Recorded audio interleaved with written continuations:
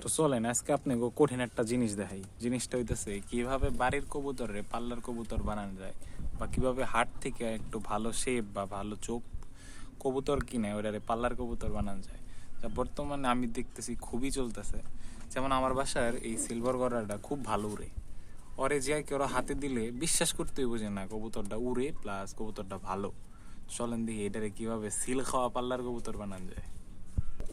তো এই জিনিসটা দেখে অনেকেই বুঝবার পারছেন যে আমি কি বুঝাইবার চাইতেছি। তো এর লেগে হলো আপনার আগে সর্বপ্রথম পার্লার একটা ভালো একটা ক্লাবের, যেসব ক্লাব খুব নামি দামি ক্লাব, তাকে একটা সিল বানাইতে হবে। কেউ আবার ভাইবেন না যে এটা পার্লার লিগে বানানো বা কোনো ক্লাবের সিল, এটা আসলে সত্যায়িত করার লিগে একটা বানানো সিল আর কি। এটা আমি আমার বাসায় সত্যায়িত করি এটা দিয়ে। তো জাস্ট খালি এই জিনিসটা পাখির যে কোনো এক পাশে মাইরে দিলে এটা পার্লার কবুতর হয়ে যাবো। তো এই যে দেখতেছেন হইতেছে সিল প্যাড, আর এই যে হইতেছে সিল। এখন যদি আমি এই জিনিসটা মাইরে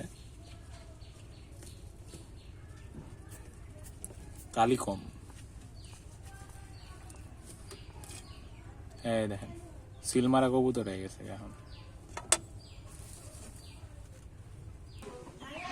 তো এই যে একটা সিলভার গড়া কবুতর ক্লাবের 100 কিলো পাল্লা করা, এই যে সিল মারা, এই যে রুমে রুমে বাড়ি বসা হয়ে গেছে গা পাল্লা দেওয়া।